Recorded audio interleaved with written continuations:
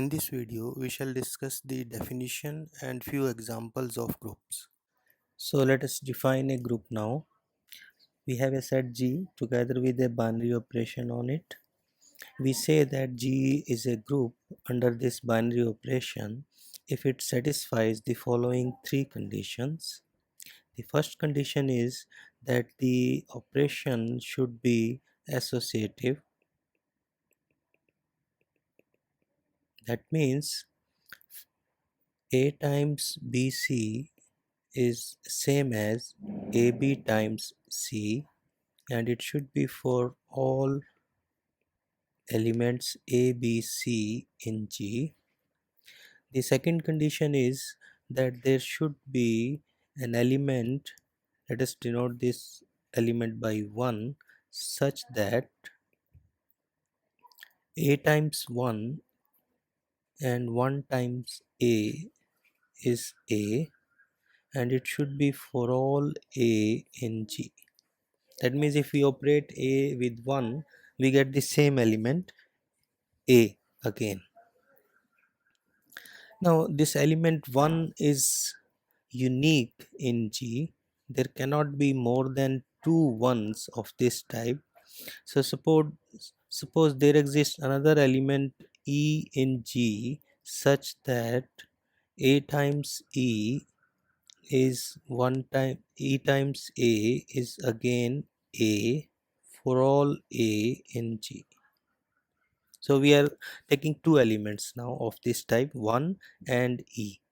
So if A times E and E times A is A for all A, it should be true in particular for 1 also. So if we replace A by 1 here, then we will get 1 times E equals E times 1 equals 1, and again here this statement is true for all A also. So we will replace A here by E. So we will get E times 1 is equal to 1 time E equal to E. So we have now two elements 1 and E, and both are equal to E times 1. So that means E and 1 are equal. The third and last condition is that for each A in G, there should be an element B in G such that AB and BA both are equal to 1.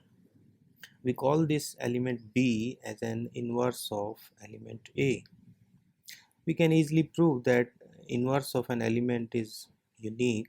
So suppose B and C are two inverses of an element A, then ABBA and ACCA both will be 1. So our aim is to show that B and C are equal. So let us start with B. We can write B as B times 1. 1 we can replace by AC because AC is 1. So it is B times AC. By using associative law, we can write this as BA times C, but BA again is 1 from here. So it is 1 times C and 1 times C is C. So B and C are equal. So inverse of an element is unique. So that's why we call it the inverse of A, and we denote this inverse by this symbol A to the power minus 1 and call it A inverse. So a set G together with these three properties is called a group. Now, in addition to the above three properties, if a group G has the property that A times B is same as B times A, then we say that G is an abelian group. If AB is equal to BA, then we say that A and B commute with each other. And if it happens that there exist two elements AB such that AB is not equal to BA, then G is called a non-abelian group. Let us see now some examples of groups. Set of integers, rationals, real numbers and complex numbers all are abelian groups under ordinary addition of numbers. Addition is associative, we all know. The identity is 0 for these groups, and the inverse of each element A is minus A. All of these are not groups under ordinary multiplication. We know ordinary multiplication is associative, so all these groups are associative, and they also have 1 as the multiplicative identity. But in Z, all elements except 1 and minus 1 are not invertible. 1 is invertible, 1 is invertible by itself, and minus 1 is also invertible by itself. But all other integers are not invertible. And in Q, R, and C, only 0 is not invertible. That creates the problem. Otherwise, they will become group if we remove 0 from these three sets.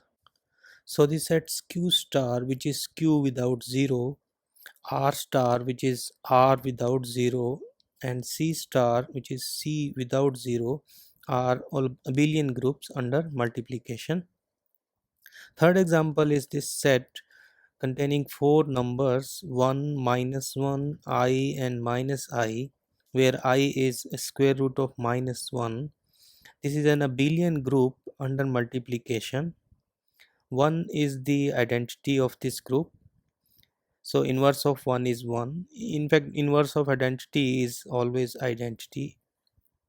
And I and minus I are inverses of each other, because I into minus I is minus I square, and because I square is minus 1, so we get 1.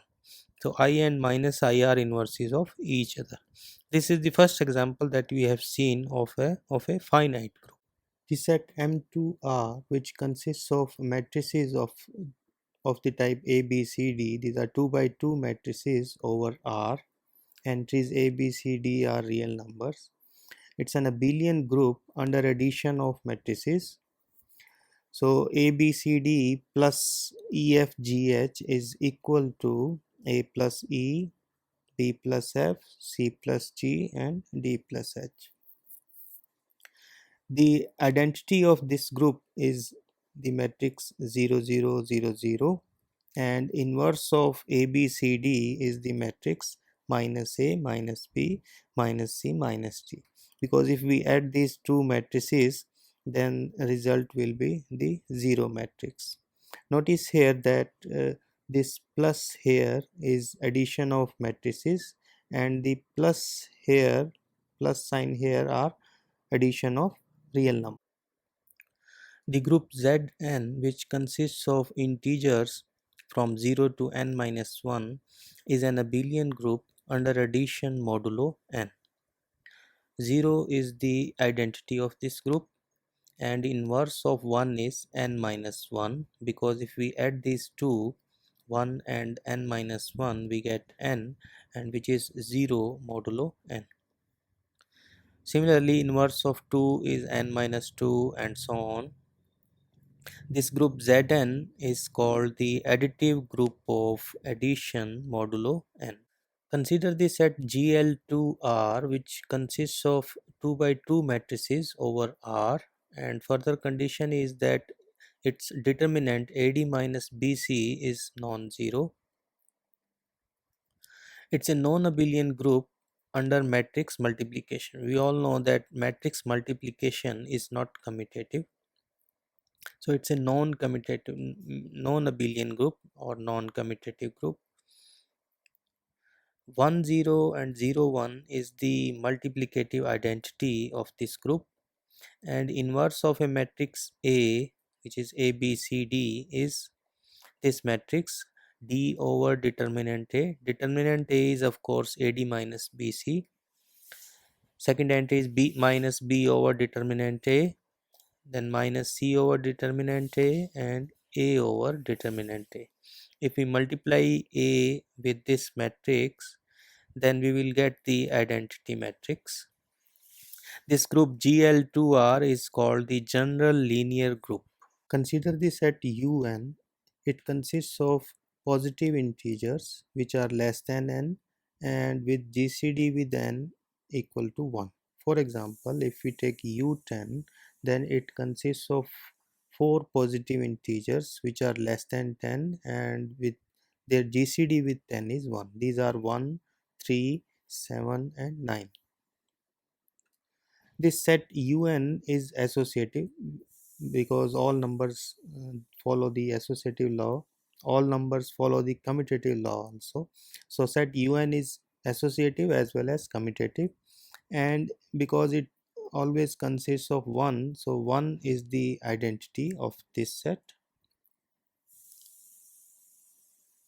So let us show that in every element of A has inverse. So let us take A in un, then its GCD with n will be 1, and from a result of number theory we know that there would exist integers x and y such that ax plus ny is 1. So if ax plus ny is 1, then modulo n it will also be 1. So here bar denotes the integer modulo n. Now if we first multiply and add the numbers and then take the modulo, it is the same thing as the first you take the modulo of all numbers and then multiply and add them. So ax plus ny bar is same as a bar x bar plus n bar y bar. So this is equal to 1, but n bar is 0 modulo n. So we get a bar x bar equal to 1, but a bar modulo n is simply a. So we have a into x bar equal to 1. So x bar is the inverse of a. So every element of A has the inverse. So un is an abelian group under multiplication modulo n. We call un the multiplicative group of integers modulo n, and we also denote this group by Zn star.